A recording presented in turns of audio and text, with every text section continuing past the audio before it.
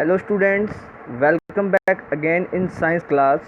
आज हम पढ़ने वाले हैं न्यूट्रलाइजेशन एंड सॉल्ट फॉर्मेशन के बारे में। तो न्यूट्रलाइजेशन का मतलब होता है उदासीकरण, और ये होता किस प्रकार है। जब भी एसिड और बेस आपस में रिएक्ट करते हैं वो सॉल्ट का फॉर्मेशन करते हैं, और उस रिएक्शन को हम न्यूट्रलाइजेशन रिएक्शन के नाम से जानते हैं। इसको न्यूट्रलाइजेशन क्यों कहते हैं? क्योंकि एसिड और बेस अगर सेम कॉन्सेंट्रेशन में होते हैं तो वो दोनों आपस में रिएक्ट करते हैं और एक दूसरे को न्यूट्रल कर देते हैं, यानी कि उनकी pH जो होती है वो 7 हो जाती है।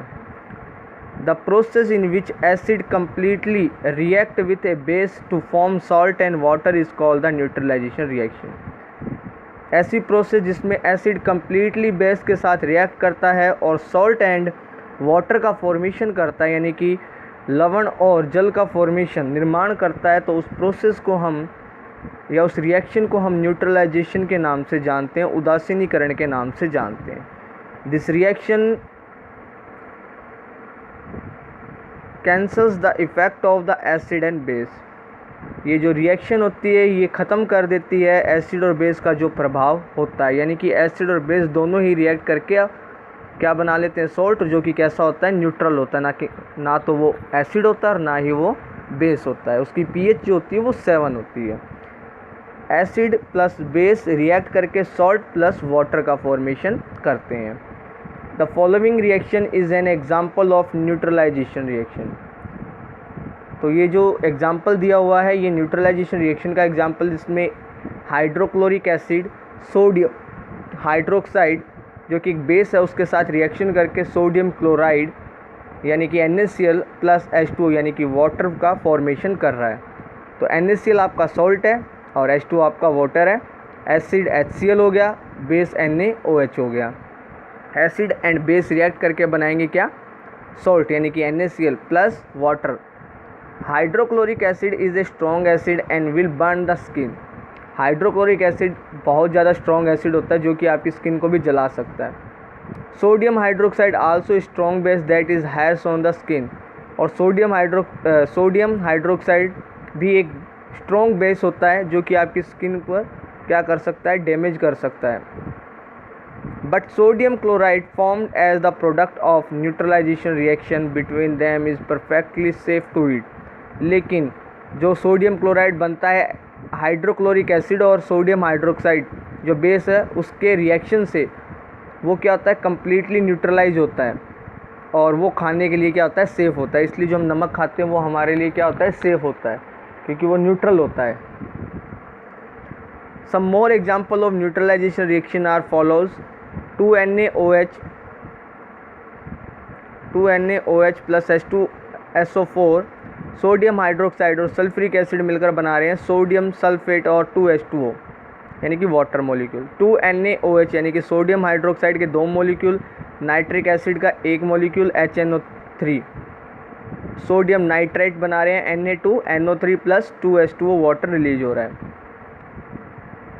पोटेशियम हाइड्रोक्साइड रिएक्शन कर रहा है सल्फ्यूरिक एसिड के साथ और पोटेशियम सल्फेट बना रहा है, साथ में वाटर मॉलिक्यूल रिलीज हो रहा है। तो ये न्यूट्रलाइजेशन रिएक्शन की आप कह सकते हो पहचान भी है कि जब भी एसिड बेस रिएक्ट करेंगे वो सॉल्ट का और वाटर का फॉर्मेशन करेंगे तो वो एक न्यूट्रलाइजेशन रिएक्शन का ही एग्जांपल होता है।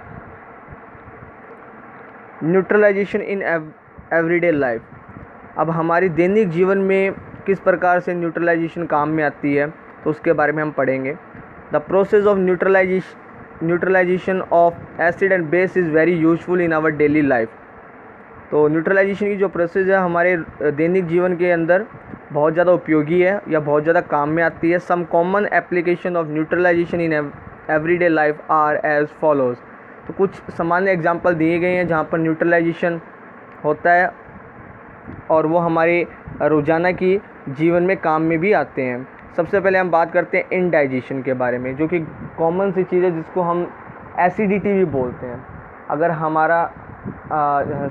हमारे स्टमक में हाइड्रोक्लोरिक एसिड ज़्यादा अमाउंट में रिलीज़ हो जाता है, जो कि आपको पता भी है कि हमारे स्टमक में एसिड रिलीज़ होता है, हाइड्रोक्लोरिक एसिड होता है। तो अगर वो ज़्यादा अमाउंट में रिलीज़ हो जाता है तो उससे एसिडिटी हो जाती है, उससे स्टमक एक होता है, इसके अलावा इन्फ्लामेशन होता है, तो तकलीफ़ होती है। और उसको दूर करने के लिए हम ये कुछ न्यूट्रलाइजेशन रिएक्शन को ही फॉलो करते हैं। सबसे पहले हम बात करते हैं indigestion. Our stomach contain the hydrochloric acid which help in the digestion. हमारे स्टमक में हाइड्रोक्लोरिक एसिड पाया जाता है जो कि डाइजेशन में हेल्प करता है। However excess hydrochloric acid can cause the indigestion. लेकिन अत्यधिक या ज़्यादा मात्रा में हाइड्रोक्लोरिक एसिड इनडाइजेशन का कारण बनता है, या आप इसको हिंदी में बोल सकते हो तो अपचन का कारण बनता है, लेकिन इससे बढ़िया रहेगा आप एसिडिटी को ध्यान में रखिए। The antacid tablet usually contain the magnesium hydroxide also called the milk of magnesium. तो इसको हम ठीक करने के लिए एंटासिड लेते हैं, यानी कि एसिड ज़्यादा है तो उसको न्यूट्रल करने के लिए हम क्या लेंगे, बेस लेंगे।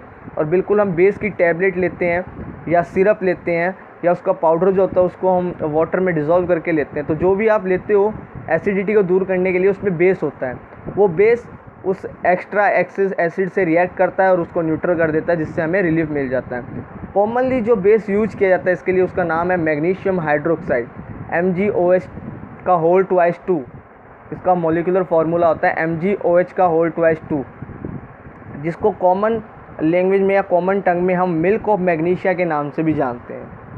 तो इसका यूज किया जाता है जब इसको हम ले लेते हैं तो ये एक्सेस एसिड के साथ रिएक्ट कर लेता है और सॉल्ट वाटर का फॉर्मेशन कर देता है, जिससे जो स्टमक एक या इन्फ्लामेशन होती है उससे हमें क्या मिलता है, रिलीफ मिलता है।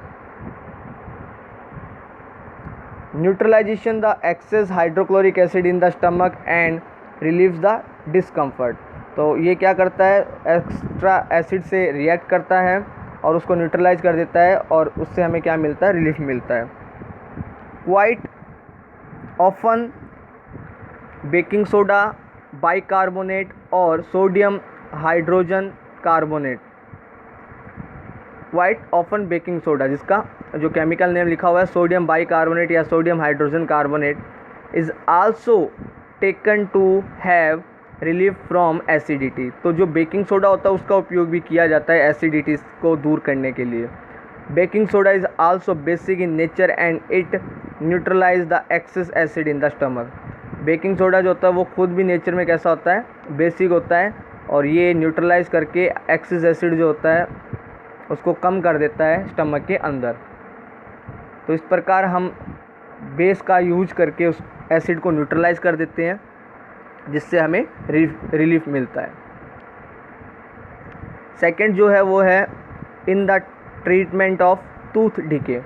ये बहुत कॉमनली होने वाली चीज़ होती है जिसको आप नॉर्मल भाषा में बोलते हो कीड़ा लगना। कीड़ा लगना कुछ भी नहीं होता, वो कैविटी होती है, टूथ डिके होते हैं, आपके दांत सड़ने लग जाते हैं। उसका रीज़न होता है एक्सेस एसिड आपके माउथ के अंदर।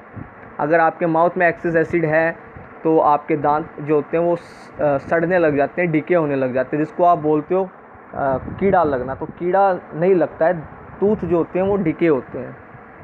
Tooth decay is caused by the acid produced due to the bacterial decomposition of the food particles stuck in our teeth। तो हमारा जो माउथ होता है उसके अंदर बैक्टीरिया रहते हैं, बैक्टीरिया मिलते हैं। वो बैक्टीरिया क्या करते हैं, जो बहुत छोटे छोटे टाइनी पार्टिकल्स हमारे दांतों में, हमारे गम्स में चिपक जाते हैं, उनको खाते हैं और उनको खाकर क्या करते हैं, एसिड को रिलीज़ करते हैं। वो बैक्टीरिया एसिड को रिलीज़ करते हैं, जिससे हमारे ओरल कैविटी की जो एसिडिटी होती है वो इंक्रीज़ हो जाती है, वो ज़्यादा एसिडिक हो जाता है। और एसिड आपको पता है नेचर में कैसा होता है, कोरेसिव नेचर का होता है, यानी कि वो क्या करने लग जाता है, दांतों को डिके करने लग जाता है। तो उसको दूर करने के लिए हमें क्या करना चाहिए, जब भी खाना खाएं या नाइट में, हमें अर्ली मॉर्निंग तो हम ब्रश करते हैं, या नाइट में खाना खाने के बाद में हमें ब्रश करना चाहिए, ताकि जो टाइनी पार्टिकल्स है वो क्या हो जाए, निकल जाए, और साथ में ओरल कैविटी या जो माउथ होता है उसकी pH इक्वल बनी रहे। So this acid cause the tooth decay. तो ये जो एसिड होता है वो टूथ डिके का कारण बनता है। To prevent the tooth decay one should brush teeth properly with toothbrush. तो टूथ डिके से बचने के लिए हमें क्या करना चाहिए, ब्रश करना चाहिए। Toothpaste is slightly basic. Toothpaste जो होते हैं वो टेस्ट में थोड़े से नेचर में थोड़े से बेसिक होते हैं। So it neutralize the excess acid around the teeth and prevent tooth decay. तो ये क्या करते हैं, जो एक्सेस एसिड बना हुआ होता है माउथ के अंदर उसको न्यूट्रलाइज कर देते हैं, जिससे हमारे जो दांत होते हैं वो डिके नहीं होते या सड़ते नहीं हैं। आज के लिए इतना ही। नेक्स्ट वीडियो में हम insect sting factory influence soil treatment के बारे में पढ़ेंगे। So thank you and watch the video.